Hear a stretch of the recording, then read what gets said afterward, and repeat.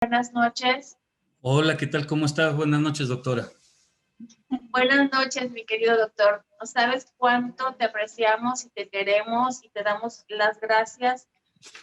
Realmente yo quedé impresionada por lo que platicamos anoche y te agradezco infinitamente que puedas compartir muy rápidamente esta información porque creo que tú sabes toda la cantidad, todas las cantidades de médicos que nos hemos estado enfermando y que corremos el riesgo de volvernos a enfermar. Entonces, esto que tú me comentaste, creo que me gustaría que se pudiera externar para que los demás médicos tuviéramos ese cuidado. Sí, claro que sí, con todo gusto. Perdón que entré tarde, lo que pasa es que no había entendido que iba a hablar ahorita. De hecho, estoy ahorita todavía con paciente. Tengo una paciente ahorita con aplicación de ozono intravenoso. Eh, pero bueno, ahorita incluso estoy así como medio desconectado, medio perdido. No recuerdo incluso bien todo lo que platicamos ayer. Pero sí, o sea, bueno, qué desgracia ahorita con la Bueno, noticia lo que del... platicamos anoche, doctor, era Sí. frente a que las personas, bueno, ¿Cómo? Perdón, ¿no se escucha? bueno, Sí, bueno. adelante. Sí, el comentario era que lo que tú nos dijiste era que los pacientes que ya habíamos tenido COVID Ah, ok, ya esa parte, sí, claro. tener un cuidado y un seguimiento, Ujú. porque a veces fuimos asintomáticos y cuando estamos volviendo a presentar la enfermedad, y si no tuvimos un cuidado y un seguimiento, es precisamente lo que está sucediendo en estos días. Sí, claro. Una de las cosas que hay que tener cuidado es que no nos podemos simplemente basar en haber salido positivo o negativo en una prueba. Digo, para el tiempo que lleva la pandemia, ya tal vez muchos lo tuvimos hasta 10 veces si quieres, de a poquito. Y como muchas veces es asintomático, más cuando afecta el sistema nervioso, que es muchas de las veces. Digo, hay pacientes que yo creo que les ha tocado ver a muchos aquí, que ya tienen más del 75% de daño en pulmón y por lo tanto también riñón, hígado, intestino, cerebro, etcétera. Pero como daña el sistema nervioso, muchas veces son asintomáticos hasta el último momento. Y me ha tocado ver pacientes asintomáticos hasta el último momento. Estás hablando con ellos, dicen, no, nomás me falta poquito la respiración. Ves todo el daño, ves la coagulación en los estudios y todo. Dices, le quedan horas a esta persona, pero no tiene un solo síntoma. Entonces no nos podemos basar ni en los síntomas ni en las pruebas, porque también, bueno, ya también se ha comentado mucho en los chats de cómo pacientes que salen 2 veces negativos en la prueba están con oxigenación de 70, con oxígeno, con todos los síntomas del mundo, y hasta días después sale ya en una tercera prueba positivo. Entonces, ni las pruebas ni los síntomas nos sirven como para saber el daño que tenemos. Ahora, las personas que ya padecieron o padecimos COVID, es necesario hacer estudios para ver si quedó o no daño en el cuerpo. Que está la parte inmediata, o sea, se ve a veces la inflamación inmediatamente durante el proceso o inmediatamente después.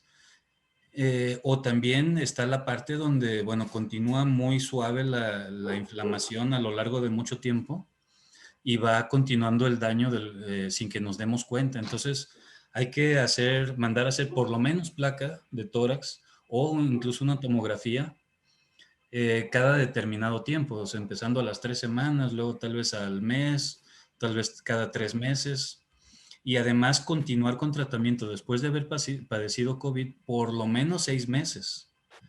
Ahora, si se vio daño que se puede visualizar en los estudios, se necesita hacer regeneración. Ahí las diferentes terapias celulares, sobre todo células madre, por ejemplo, de placenta, de cordón umbilical, o incluso las intravenosas, es lo que más ha ayudado a la regeneración. Porque si quedó daño, un segundo contagio es fatal. Aunque hayamos pasado muy suave la primera vez que padecimos el COVID, la segunda vez puede ser muy grave. Si no hubo daño o se reparó totalmente el daño, la siguiente vez es como de fiesta de cumpleaños, o sea, la pasas eh, de noche. O sea, no, la segunda vez es como muy suavecito. Entonces es muy importante la recuperación o regeneración después de haber padecido el COVID, porque sabemos que el COVID ya se va a quedar para siempre y lo vamos a padecer 20, 30, 40 veces en la vida, porque es muy contagioso, entonces va a ser más frecuente incluso que las gripes comunes estacionales que tenemos todos los años. Entonces, muy importante, yo creo que a partir de ahorita estar regularmente haciendo estudios para ver si hay o no daño en el cuerpo. Continuar con los tratamientos después de haberlo padecido y aparte estar también con la parte preventiva constantemente. Yo creo que ahorita la parte preventiva es para toda la vida. Y bueno, conocemos ya lo típico, o sea, de los mejores inmunomoduladores del sistema respiratorio, vitamina D, el zinc también súper esencial. La vitamina C es de lo... Bueno, para mí ha sido hasta ahorita lo que más me ha funcionado. Ahorita hay muchos médicos que están comentando que los pacientes no les están respondiendo a los tratamientos a los que se respondían antes. Yo no he tenido ese problema, pero sí lo he visto con muchos colegas. Yo me he mantenido muchísimo, muy pegado a la terapia de vitaminas intravenosas, tanto preventivo como para sacar a los pacientes. A veces lo alterno con ozono, eh, pero yo prefiero las vitaminas intravenosas, sobre todo la vitamina C. Entonces, bueno, cada quien tendrá sus métodos, pero pues también cuidado con o sea, conociendo que ahorita está un poquito más complicado, pues también prevenir más y hacer mayor tratamiento post-COVID, ¿no? Y no confiarnos, aparte, una de las cosas principales es comenzar antes de, y también cuando empiezan los síntomas o una posibilidad de contagio, empezar inmediatamente, porque entre más tiempo cursemos con la enfermedad, mayor daño va a haber y más difícil va a ser salir del proceso.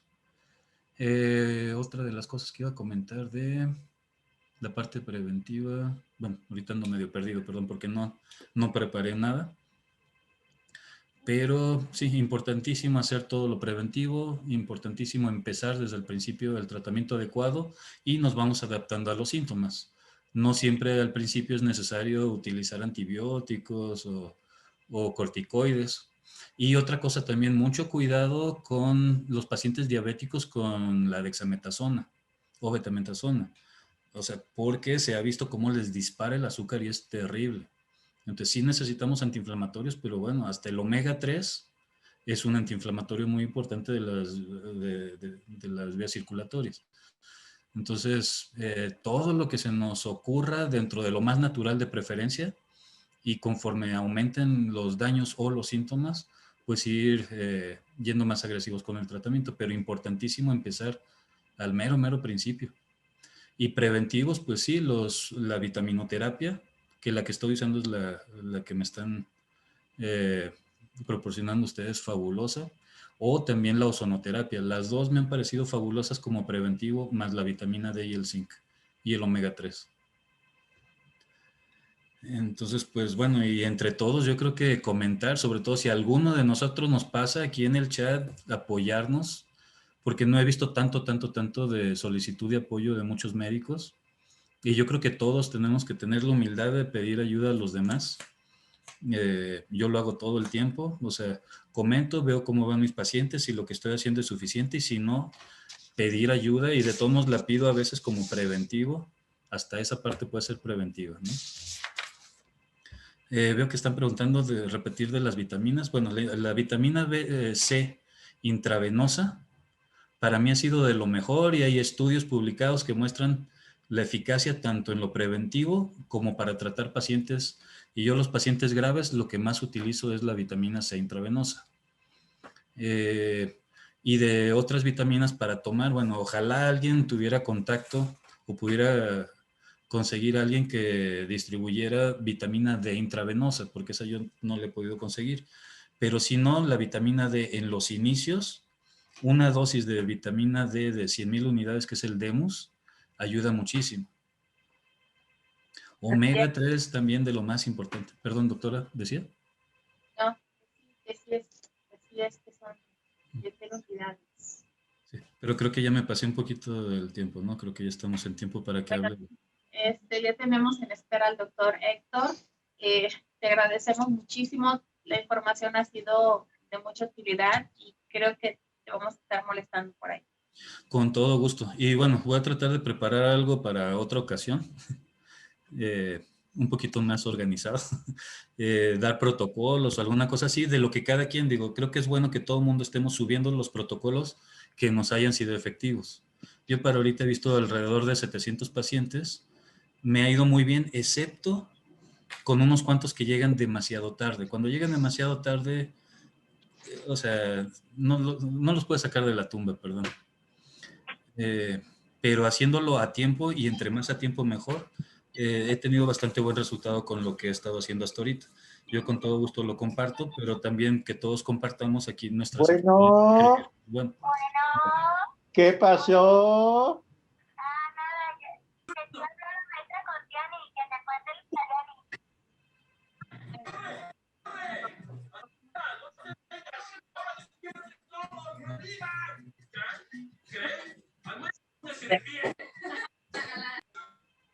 Muchas gracias, doctor Reinaldo. Y Podrán bueno, apagar. le damos la bienvenida al doctor Héctor, que ya está conectado. bueno, yo me despido. Hasta luego. Gracias, Aquí voy a estar escuchando de todos modos. gracias, doctor. Muchas gracias, doctor. Es muy interesante eso y más de la vitamina C. Bueno, estamos por iniciar la plática con el doctor Héctor. Les pedimos por favor silenciar sus micrófonos. Vamos a brindarle un poquito de respeto al médico. Al final recuerden que tenemos una sesión de preguntas y respuestas para que vayan haciendo sus anotaciones y al final las compartimos todos aquí en vivo. ¿Parece? Buenas noches. Buenas noches, doctor Héctor. Para nosotros es un placer tenerlo aquí. Es un honor enorme y muchísimas gracias. Antes que Gracias, y acá estoy en la playa. No, no es cierto, es ¿cómo se dice? Es virtual, pues, es una pantalla virtual. Muy bien. Bueno, buenas noches, déjenme compartir la pantalla. Bueno, el doctor Héctor nos presenta el día de hoy los 5 factores convergentes en enfermedades degenerativas. El tema de hoy fue preparado con anticipación. Les prometo que no se van a arrepentir de invertir un ratito de su tiempo aquí con nosotros. Y adelante, doctor, iniciamos cuando usted nos diga. Ok, bueno, sí se ve, sí se ve las diapositivas. ¿Sí las ven?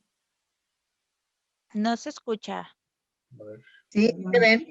Sí, se ven bastante bien. Sí se Ok, muy bien. Bueno, entonces, déjenme empezar. Vamos a hablar entonces, les voy a hablar acerca de los 5 factores comunes que encontramos en las enfermedades crónicas. Espero que les sea de utilidad. Y bueno, esto lo voy a decir rápido, pero las pongo las diapositivas estas porque en la época en la que fueron publicados, pues causó mucho revuelo, pues.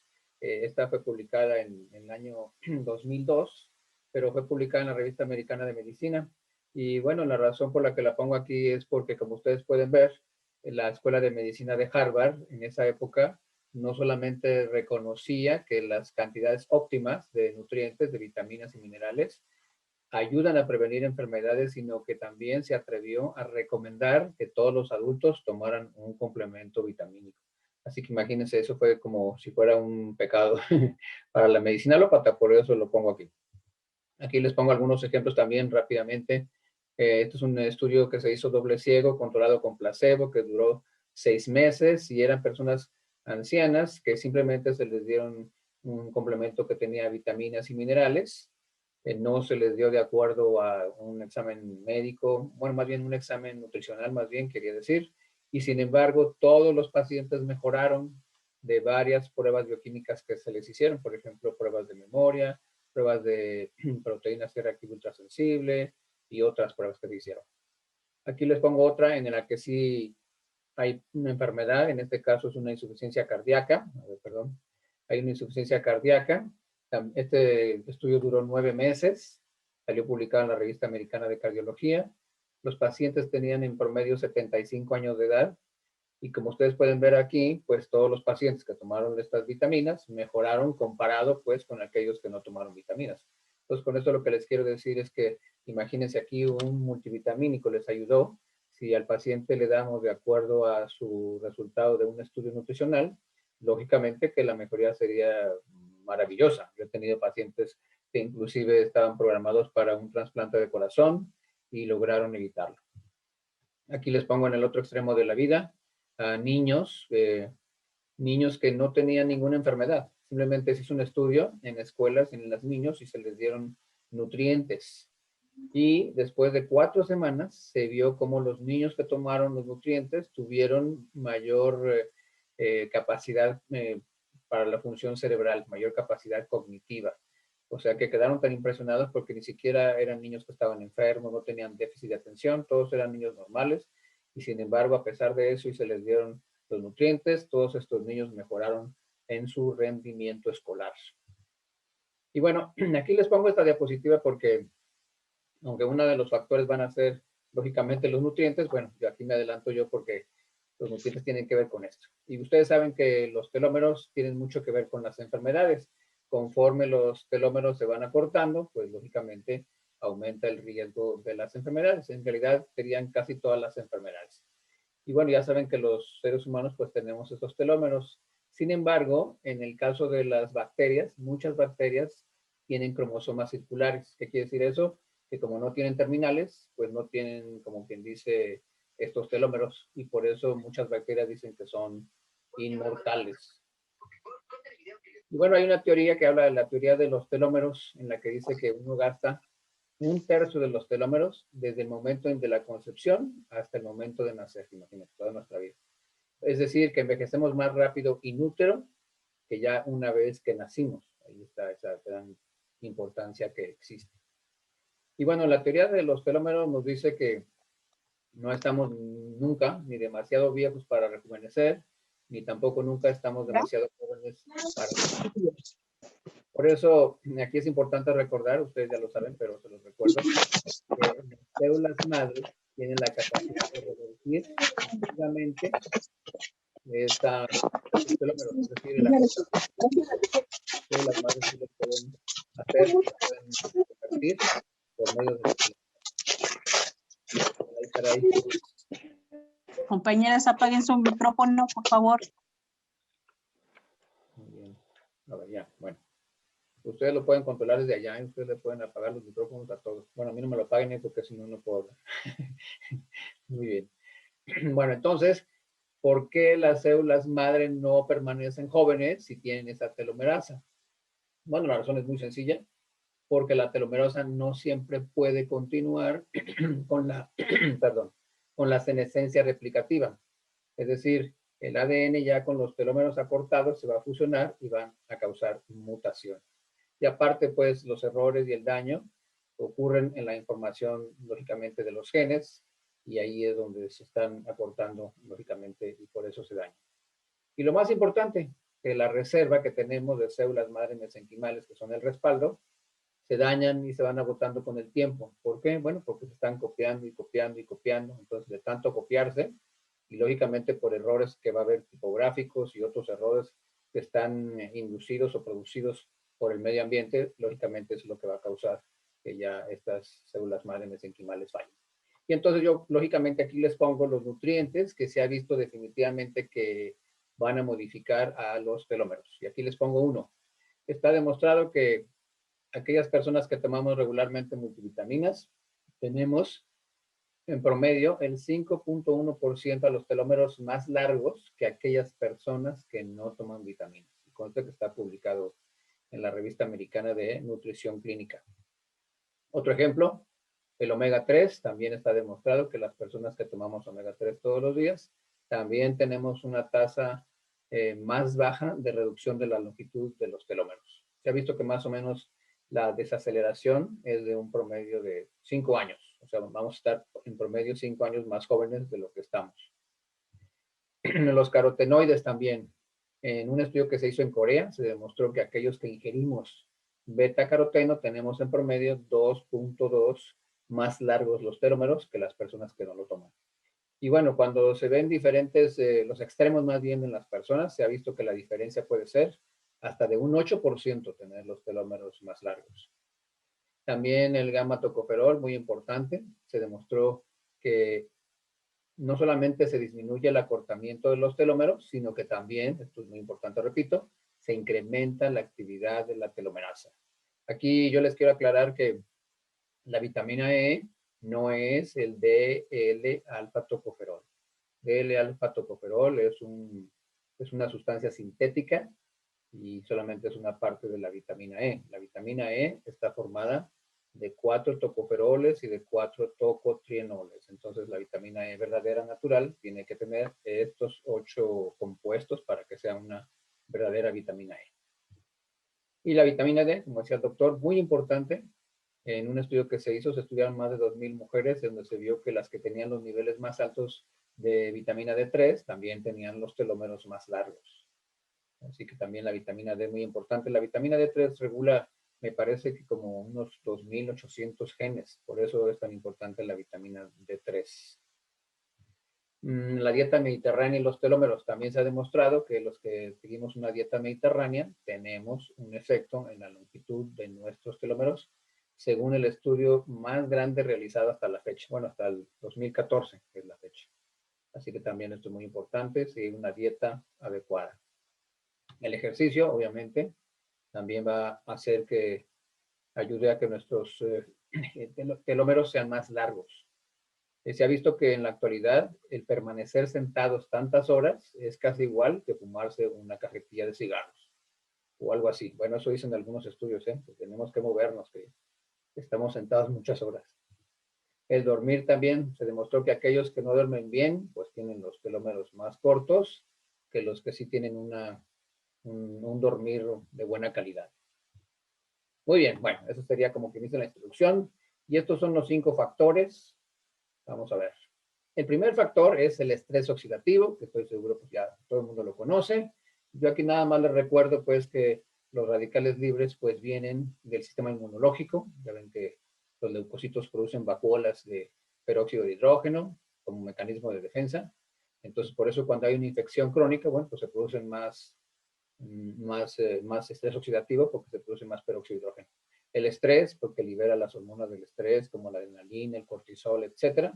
La contaminación, en donde literalmente pues hay cientos o tal vez miles de sustancias. Yo aquí les pongo el ejemplo de los metales pesados, pero lógicamente hay muchas otras cosas más. Y también la producción de energía, porque cuando uno produce energía, al final de cuentas, ¿qué va a producir?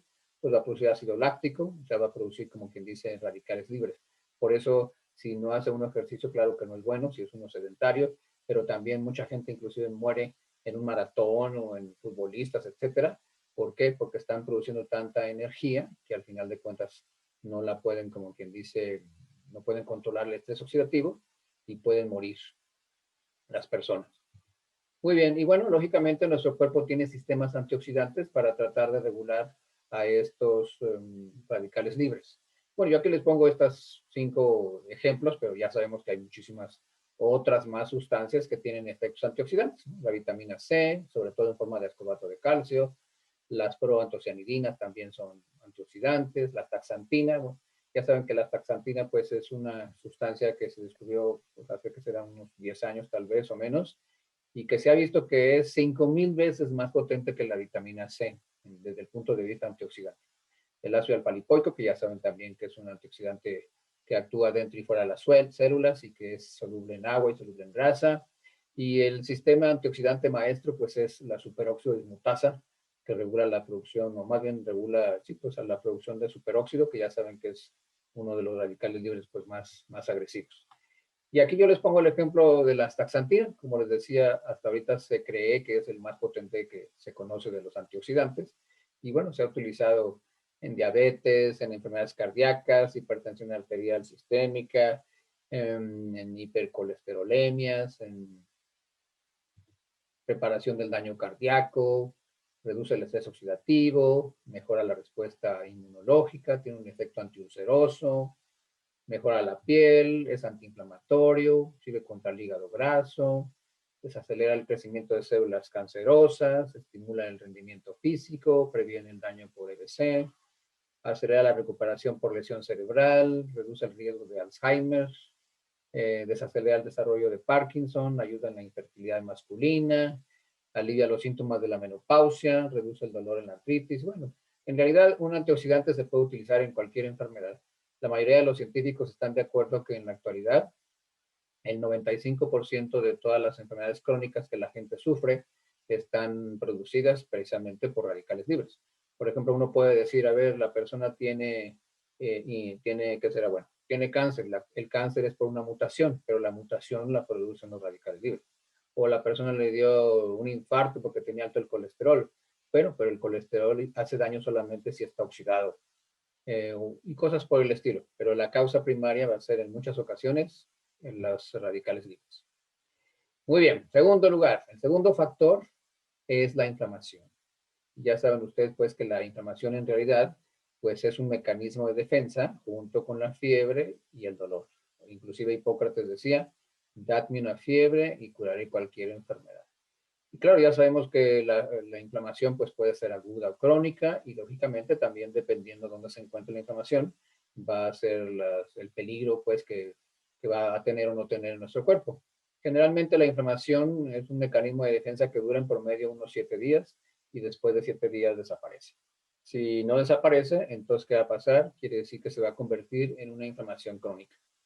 Y las enfermedades crónicas, las inflamaciones crónicas pueden causarnos, lógicamente, enfermedades autoinmunes porque no termina la inflamación. Recuerden ustedes que la inflamación se caracteriza por rubor, dolor, calor, tumor y limitación de la función. Entonces, cuando uno toma un antiinflamatorio convencional, inhibe las enzimas, que al final de cuentas deberían de ser protectoras, ¿no? Como la COX-1, la COX-2 y la LOX también.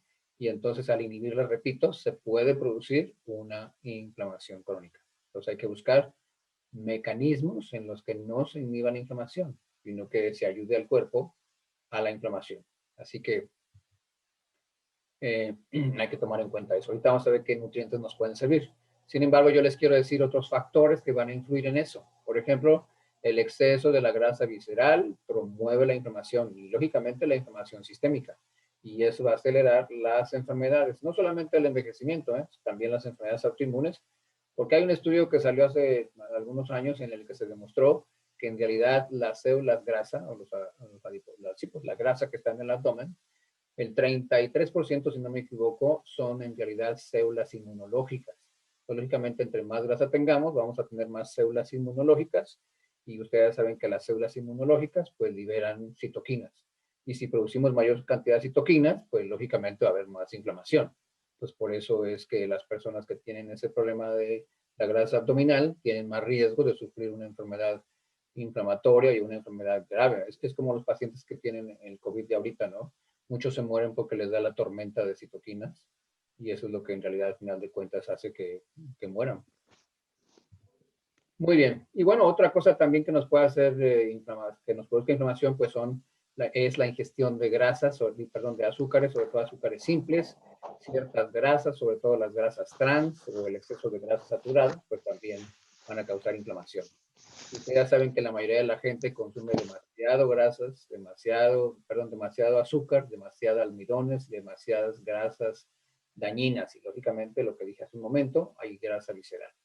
Qué bueno que ahora ya las etiquetas dicen lo que contienen, pero quién sabe si la gente les haga caso o no les haga caso. Muy bien.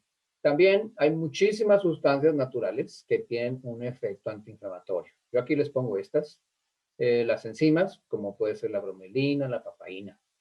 Son muy potentes antiinflamatorios. El metilsulfonilmetano también. Les podría decir yo que el metilsulfonilmetano es como si fuera la versión oral del dimetilsulfóxido, o sea, del DMSO. Yo me acuerdo cuando yo estaba chiquito, tenía 20 años, o sea, hace 45 años. Me acuerdo que yo ponía el dimetilsulfóxido y me acuerdo que había unos folletitos en Estados Unidos que decían, "Would you rather be a horse?" O sea, preferiría ser un caballo porque nada más estaba permitido ponerle el dimetil a los animales, pues, principalmente a los caballos. Así que bueno, esa es la versión como que dice oral del dimetilsulfóxido, el metilsulfonilmetano. También la curcumina, que sea curcumina C3, porque si no, la curcumina no se absorbe, aunque tomen medio kilo, van a absorber tal vez el 5% o el 1%. Y cuando la curcumina está combinada con otras sustancias, se puede absorber hasta 2000% más. Y como ya decía el doctor hace rato también, los ácidos grasos esenciales son también potentes antiinflamatorios. Pero yo los más potentes que conozco son las enzimas. Yo hice algunos estudios en Alemania, en donde demostrábamos cómo la inflamación la podíamos...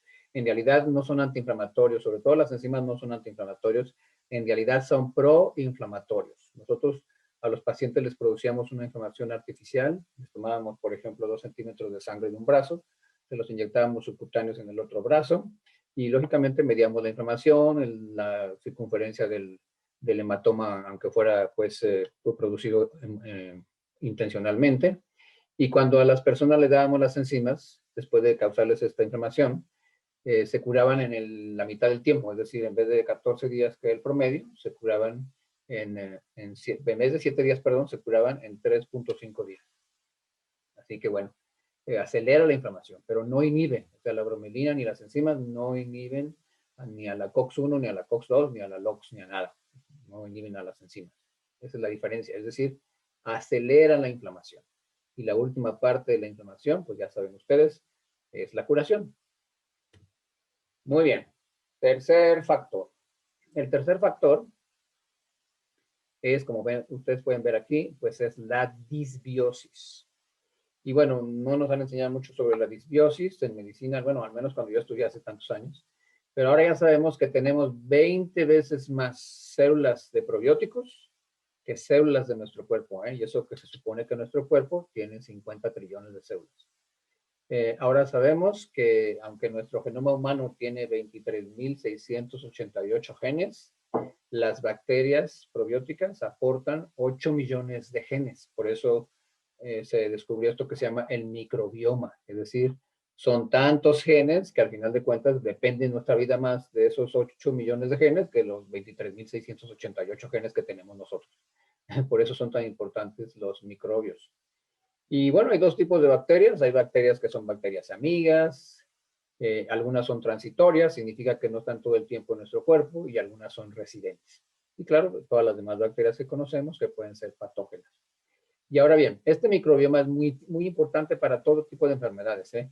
Desde un recién nacido, por ejemplo, los niños que nacen por cesárea o no son amamantados, lógicamente son niños que van a tener mayor riesgo de sufrir de atopia, de sufrir de dermatitis atópica, lógicamente, de asma, de déficit de atención, de alergias, del síndrome del colon permeable y de otras muchas enfermedades, ¿eh? O sea que desde que nacemos ya hay muchos riesgos.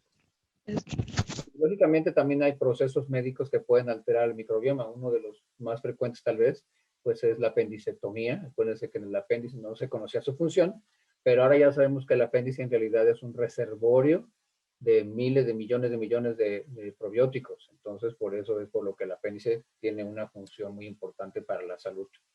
Y lógicamente el tomar antibióticos, el que a los animales les den antibióticos, luego uno se come esa carne, en la agricultura también, que le pongan muchos estos plaguicidas, insecticidas, todas estas cosas, también lógicamente alteran nuestro microbioma. Y la mayoría de las enfermedades, que, sobre todo autoinmunes, tienen mucho que ver con la disbiosis. Inclusive, por ejemplo, enfermedades que uno no pensaría. Una depresión, alguien puede decir, bueno, ¿y qué tiene que ver la depresión con la disbiosis? Pues les voy a explicar.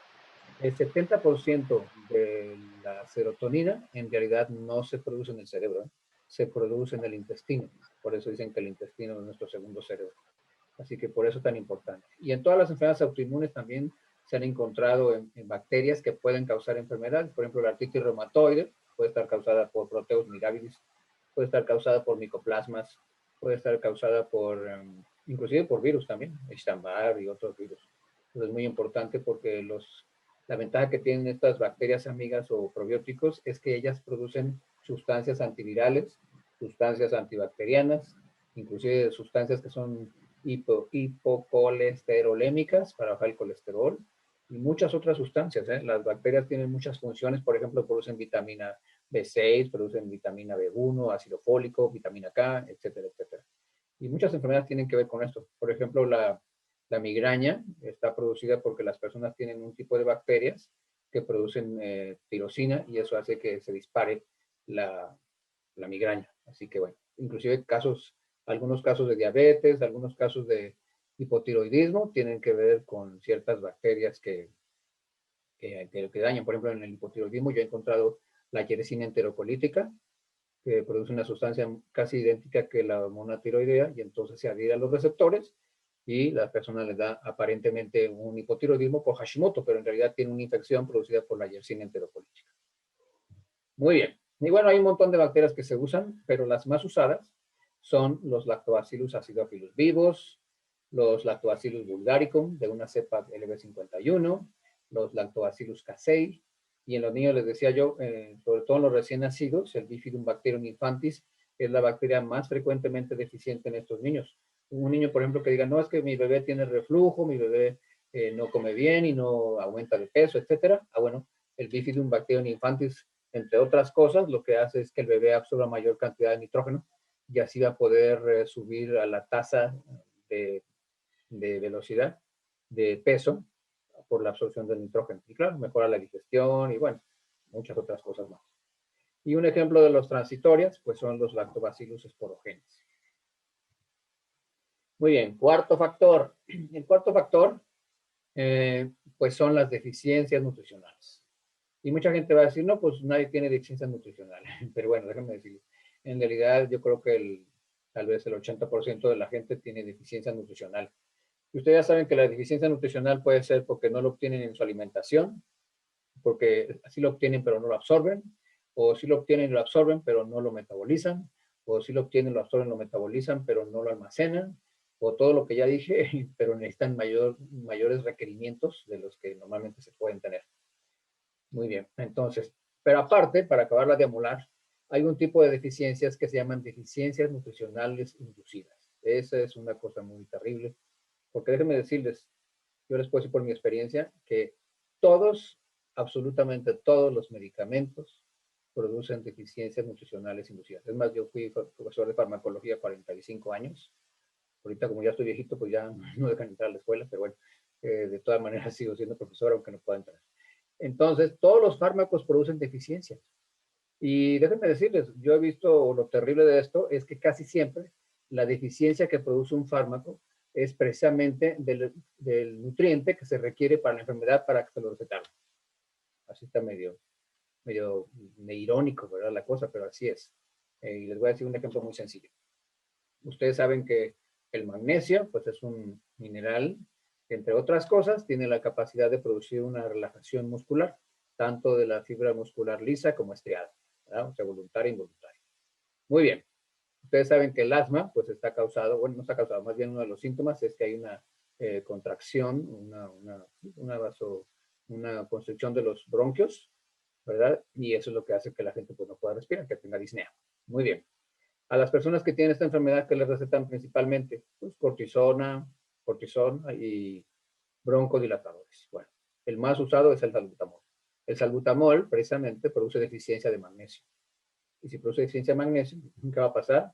Pues va a producir una constricción de los bronquios. Así como el ejemplo que dijo el doctor ahorita del zinc. Ustedes saben que el signo patognomónico de una deficiencia de zinc es la pérdida del olfato. O sea que aunque alguien no me diga que tiene gripa o que tiene gripa, si me dice, ¿sabe que yo no huelo? Ah, bueno, entonces quiere decir que tienes deficiencia de zinc, porque yo sé que es un signo patognomónico. También cuando tienen unas manchitas en las uñas, manchitas blancas, también es un signo de que la persona tiene deficiencia de zinc. Muy bien. Bueno, y aquí entra la medicina ortomolecular. ¿Por qué lo pongo aquí? Bueno, porque déjenme decirles, el doctor Linus Pauling, el doctor Roger Williams y otros doctores, Abraham Hoffer y otras personas muy famosas, ellos descubrieron ciertas cosas muy importantes, pero yo nomás les voy a decir el resumen porque si no se me acaba el tiempo. Y una de las cosas que descubrieron aquí están. Estas son las dos diferencias más grandes.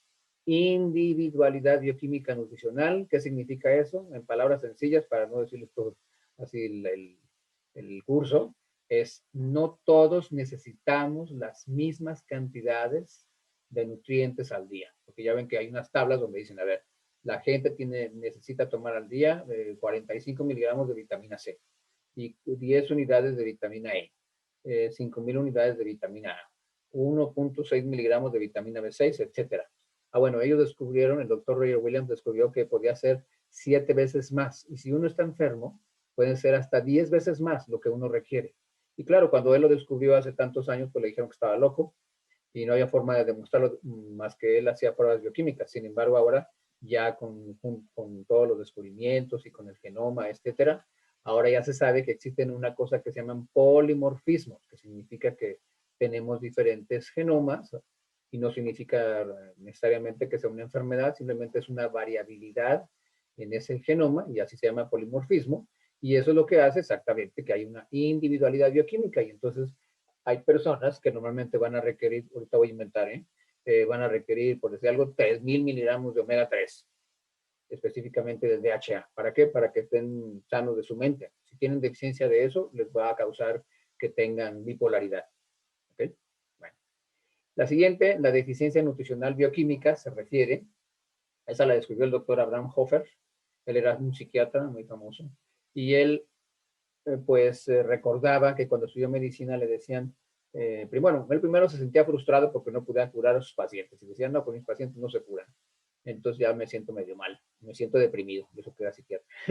Bueno, y entonces él se recordó que las personas que tienen deficiencia de vitamina D3 les da una cosa que se llama pelagra. Y la pelagra se caracteriza por las 4 Ds, la D de dermatitis, la D de diarrea, la D de demencia y la D de muerte, death.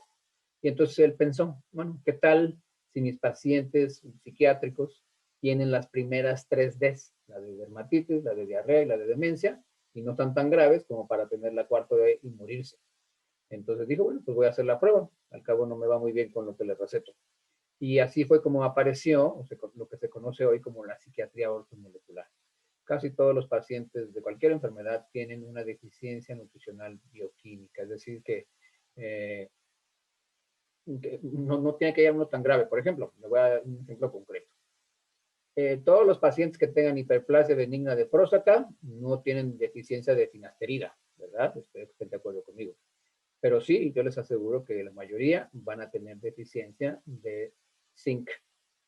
Todos los pacientes que tengan, por ejemplo, diabetes, bueno, no todos, pero la mayoría de los pacientes que tienen diabetes van a tener deficiencia de cromo, pero no de metformina, ¿verdad? Ni de glibenclamida, ni de todas esas cosas. Tiene que haber una deficiencia de un nutriente, no de un medicamento. Muy bien. Y luego apareció una teoría que se llama la teoría de triage del doctor Bruce Ames, de la Universidad de Berkeley. Él simplemente lo que descubrió es que nuestro cuerpo lo que va a hacer es que va a dirigir a la nutrición, la va a dirigir a algo que sea urgente y la va a alejar de lo que no sea urgente. Entonces, ¿eso qué quiere decir? Que una deficiencia leve, aunque sea muy pequeña, puede causar graves consecuencias. Y él hizo un estudio primero con el ácido fólico. Agarró ratitas y le dio una dieta que tuvieran una deficiencia muy ligera de ácido fólico. Sin embargo, él vio que a las 2 semanas de esa deficiencia de ácido fólico, las ratitas empezaron a sufrir de una ruptura de los cromosomas. Y dijo, caray, como si les estuvieran dando radiaciones que le rompen los cromosomas. Entonces quedó tan traumado que hizo el estudio en seres humanos y se llevó la sorpresa de que pasaba lo mismo. Aunque hubiera una deficiencia leve, en este caso de ácido fólico, se rompían los cromosomas. Y ya después hizo otros estudios de otros nutrientes y así demostró que tenía razón. Así que, conclusión, la deficiencia leve puede causar graves consecuencias. Bueno, les decía, hay deficiencias inducidas que pueden ser por metales pesados o pueden ser por colorantes artificiales, sabores artificiales, plaguicidas, insecticidas y un montón de cosas. Claro que los más frecuentes y dañinos pues son los metales pesados, como el aluminio, el plomo, el cobre, el mercurio, etcétera, etcétera. Otro factor es el método de preparación de los alimentos.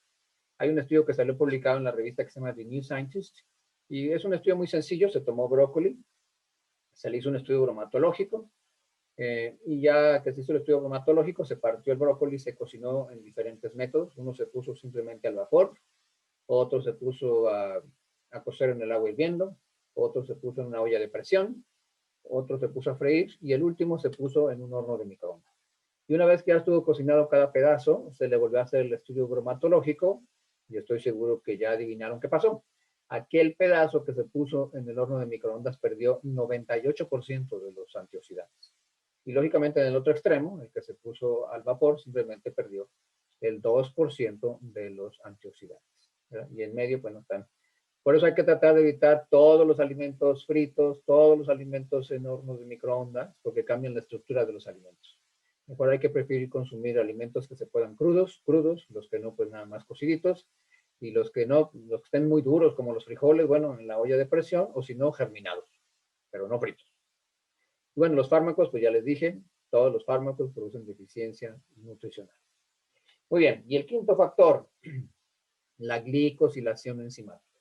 Todos ustedes ya saben, pues, que el azúcar se adhiere a las proteínas, se pega a las proteínas, las carameliza literalmente hablando, y esta glicosilación dispara diferentes reacciones que van produciendo enlaces cruzados, que al principio estos enlaces son reversibles, pero luego ya se convierten en irreversibles, y al final de cuentas van a producir lo que en inglés le dicen H's, que quiere decir residuos, residuos glicosilados avanzados. Eso es lo que va a causar el azúcar. Yo me acuerdo cuando yo estaba estudiando medicina en cuarto, en quinto año, leí un libro que se llamaba, en inglés se llama Sugar, Pure, White and Deadly. O sea, el azúcar es pura, blanca y mortal. Y aquí yo les pongo algunas razones. Hay muchas, pero bueno, aquí yo les pongo algunas de ellas. Bueno, primero vamos a ver unos inhibidores de la glicosilación, pero ahorita vamos a ver lo que les platico. El ácido folipoico, pues es un potente inhibidor de la glicosilación. La benfotiamina, esa es más potente todavía que el ácido folipoico, benfotiamina. La B6, las proantocianidinas, el ácido clorogénico, la curcumina, ya les dije que está estandarizada, si no, no funciona. Y bueno, y puse la stevia. La stevia no inhibe la glicosilación, pero si la utilizamos en lugar de azúcar, bueno, nos va a ayudar a que no nos glicosilemos. Muy bien, bueno, y aquí les voy a poner estos datos impresionantes. Por ejemplo, en este estudio que salió publicado en Diabetes Care, se demostró que el riesgo de sufrir cualquier enfermedad degenerativa y la muerte aumenta dramáticamente si uno tiene una glicemia en ayunas arriba de 85 miligramos por decilitro. No como nos dijeron que hasta que llegue a 100 para que sea prediabético, y luego ya hasta que llegue a 120 para que sea verdaderamente diabético. 85. Aquí hay otro. Este fue un estudio que fue publicado en la revista de neurología. Muy sencillo. Se tomaron personas sanas, ni siquiera eran pacientes diabéticos, eran personas sanas que se les hizo una resonancia magnética nuclear, se les midió la glicemia y durante 4 años los persiguieron clínicamente midiéndole la glicemia. Al final de los 4 años se les volvió a hacer la resonancia magnética nuclear y se vio que aquellas personas, repito, sanas, que tuvieron durante los 4 años glicemias altas normales, tenían una declinación en el volumen de la amígdala y del hipocampo del cerebro, y repito, sin ser diabéticos. Así que ahí está, se les encogió el cerebro, como quien dice, y no eran diabéticos. Por eso ahora muchos científicos le llaman a la diabetes tipo 3 al Alzheimer. Dicen, el Alzheimer es diabetes tipo 3. Otro, la glucosa tiene un poderoso efecto oxidante, sobre todo en el endotelio, ¿verdad? Y lo que hace, en palabras sencillas, es que va a destruir a las moléculas de óxido nítrico. Ya saben que el óxido nítrico, pues, es la molécula que hace que se produzca un factor que se llama factor relajante derivado del endotelio. Entonces, por eso es tan importante el azúcar. Literalmente cierra los vasos sanguíneos y primero destruye las moléculas que ya están hechas y después impide que el mismo endotelio siga produciendo mayor cantidad de moléculas de óxido nítrico. Así que bueno, por eso es tan mal el azúcar. Hay que comer azúcar. También los picos de azúcar elevan los niveles de moléculas de adicción. Y ya saben que las moléculas de adicción pues aumentan el riesgo de una enfermedad endotelial. Así que si tenemos un montón de energía, pues lógicamente va a aumentar la probabilidad de que suframos de una fuga de electrones dentro de esta cadena respiratoria mitocondrial. Y eso va a hacer que se produzcan superóxidos. Los superóxidos van a producir una cascada bioquímica que produce inflamación, que produce disfunción endotelial, que produce hipercoagulabilidad y además produce hiperactividad simpática. Así que, muy bien. Y bueno, este es otro estudio muy sencillo que se hizo, que la ingesta de 35 gramos de azúcar va a aumentar la generación de superóxidos en un 140%, más del doble. nada más con 75, que son como que dicen 3 cucharaditas. Y bueno, esta ingesta de azúcar va a producir un estado inflamatorio que va a aumentar la expresión del factor IKK, del factor, la activación de los receptores nucleares, del PRAP y de otras sustancias como las metaloproteinasas, factor tisular y el PAI-1. Muy bien, bueno, y aquí les pongo cómo la vitamina B6 también nos puede ayudar. Este es un estudio que salió publicado en la revista más bien en una conferencia de aterosclerosis. Y los que tomamos vitamina B6 tenemos 75% menos riesgo de que nos dé angina de pecho, que nos dé un ataque al corazón. También la vitamina B6 inhibe los enlaces cruzados porque inhibe la glicosilación. La curcumina, pues también ya les dije, pero tiene que estar estandarizada y tiene que estar combinada para que pueda absorberse. Y es hasta 1000 veces más potente que la metformina para activar la recaptura de... Era hasta 80. Okay. Muy bien, pues déjenme salirme de aquí para ver si hay preguntas, dudas, aclaraciones. A ver. Doctor, buenas noches. Hola. Hace muchos años que lo sigo. ¿Ah, sí? Sí. A ver, como son tantas personas, ya no sé ni a quién estoy viendo. Sí, sí, doctor. Desde que yo era, creo que estudiante, y lo perdí mucho tiempo, pero me da gusto verlo aquí con MRS. Me da mucho gusto. Una pregunta, doctor. Sí.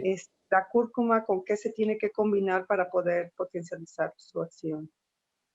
Sí, para que la cúrcuma se pueda absorber, se tiene que combinar con una planta que se llama pimienta negra.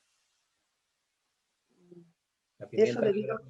Nosotros inclusive hacemos una combinación que es resveratrol con curcumina y con PQQ. Y bueno, eso hemos visto que es podríamos decir, una sinergia. Acuérdense que hay 2 tipos de sinergia en farmacología.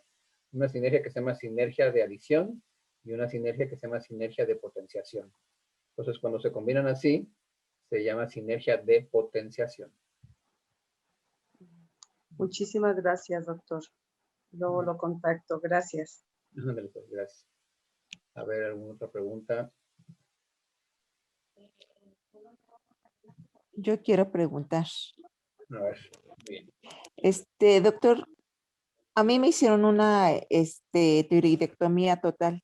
Tengo fibromialgia y osteoartrosis.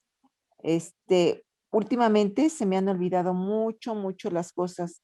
Nombres muy comunes de familiares, cosas muy comunes se me han olvidado.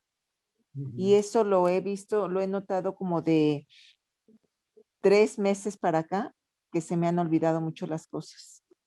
Uy, muy mal. Bueno, bueno, ya sabe usted que la fibromialgia pues es una enfermedad autoinmune y la mayoría es más frecuente en las mujeres, le da a 9 mujeres por un hombre, y una de las características, además de esos 13 puntos dolorosos que debe de haber, es que se caracteriza porque hay depresión.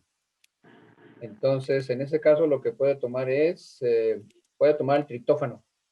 El triptófano le sirve para que el triptófano le quita las mialgias y aparte le quita la depresión. Para la memoria puede tomar una hormona que se llama pregnenolona, y esa es una hormona maestra. Acuérdense que la hormona maestra de todas es el DHA, y luego el DHA se convierte en pregnenolona, y luego ya se puede convertir en andrógenos o estrógenos según el caso. También, para quitar la autoinmunidad, los más importantes son, ya le dije, los probióticos. Debe considerarse como un problema serio. Es un problema serio y es un problema de salud. Sobre todo que está afectando a personas jóvenes. Ya no le oigo muy bien, ya. Ahora sí. Abrió el micrófono esa persona. Sí. Bueno, les decía, los probióticos es muy importante en cualquier enfermedad autoinmune, así que en esta también le recomiendo los lactobacillus acidophilus vivos. Lógicamente los omega 3 son indispensables porque también acuérdense que una enfermedad autoinmune pues es una enfermedad que cursa con inflamación, como lo acabamos de ver ahorita. Cambie la alimentación, también como lo acabamos de ver ahorita. Y también puede tomar, para la autoinmunidad, también puede tomar el ácido alfa-lipoico. ¿Ácido qué, perdón? El ácido alfa-lipoico, 200 miligramos cada 12 horas. Ok. Todo esto puede venir en algún multivitamínico completo lo compro en naturistas o dónde lo puedo adquirir? Ahora hay unos que tiene la doctora Alicia, ¿eh? Unos los tienen ellos, los omegas, por ejemplo, otros se me hace que no los tienen, pero aquí lo importante es, no lo compren en tiendas naturistas, sobre todo no lo compren en las tiendas americanas, va a decir un nombre, pero bueno, no quiero decir. Les voy a explicar por qué, conste que no es mentira, es la verdad. Sí. En Estados Unidos, la FDA no regula los complementos nutricionales. Es decir, yo en Estados Unidos puedo fabricar un polvito y digo, este polvito contiene, no sé, cúrcuma estandarizada y nadie va a decir nada porque no lo regulan las autoridades. Aquí en México no se puede. Si yo fabrico, por ejemplo, ginkgo biloba, yo tengo que demostrar que está estandarizado al 24% de bioflavonoides, tengo que presentar la gráfica en donde lo demuestro que está estandarizado e inclusive tiene que estar registrado como medicamento herbolario. Ahora ya tiene que tener un registro sanitario de la COFEPRIS. Allá no, Por eso es más fácil que en esas tiendas que usted ya conoce, que hay en las plazas y que dice que es la casa de las vitaminas, ahí no le recomiendo comprar. Ok.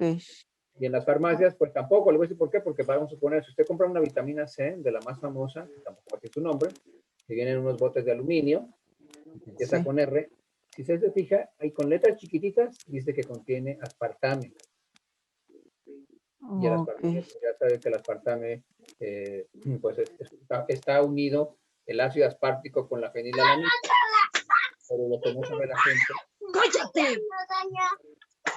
lo que no sabe la gente es que para unirlos se utiliza metanol.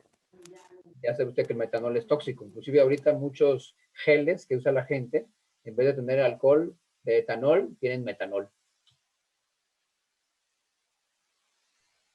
Doctor, buenas noches. De la tienda americana que habla es la GNS. Le pregunto porque ahí compro. Ah, caray, bueno, yo cambio de tienda.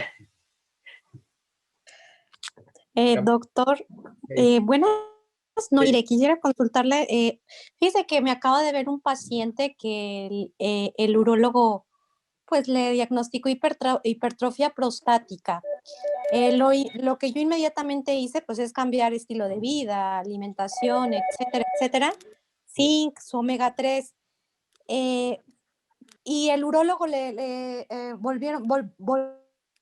van a hacer, no sé si vayan a quitar toda la próstata. Aquí lo muy importante que le quiero preguntar es, ¿qué tan bueno sería que yo le diera uña de gato al paciente? Bueno, no solamente uña de gato. Bueno, yo primero lo que le recomiendo es, a ver, ¿ya le hicieron el examen del PSA o del tacto rectal? O Y usted... ya se lo hicieron, bueno, el urólogo ya se lo realizó y sí salió elevada el antígeno prostático. ¿Pero qué tanto? O sea, salió, me parece que en 30, en diciembre. Y ahorita están esperando, le retiraron, bueno, sí hicieron la biopsia y luego retiraron sí hicieron quitaron un pedazo de próstata y ahorita pues acaba de salir maligno. Y el antígeno prostático no baja de 30, doctor. bueno, ahí lo malo fue que ya lo operaron. O sea, cuando le hicieron la biopsia, pues mejor que lo hubieran operado, ¿para qué hicieron eso? Pero bueno. Bueno, entonces ya no es una hiperplasia benigna de próstata, ya es un cáncer de próstata, y eso ya es otra cosa. Sí, claro. Sí, bueno, en el cáncer de próstata, sí, claro, la uña de gato puede servir. Acuérdense, tiene que estar estandarizada, que sea una uña de gato que esté, o sea, que esté registrada como tal, como medicamento herbolario. Pero bueno, yo también le daría el selenio. Acuérdense que el selenio, de lo que hace, acuérdense que hay genes y oncogenes. Y bueno, y el selenio lo que hace es estimular a un oncogen, más bien a un gen que se llama gen supresor P53. Entonces, en estudios que se han hecho, se ha visto que disminuye el riesgo no nomás de tener cáncer, sino de que nos venza el cáncer hasta de un 42%. Entonces, bueno, el selenio sería otra cosa. También los omega 3 sería otra cosa muy importante. Y la curcumina está demostrada que ayuda en estas personas que tienen cosas malignas. El shiitake también es una cosa que se ha utilizado desde hace muchos años.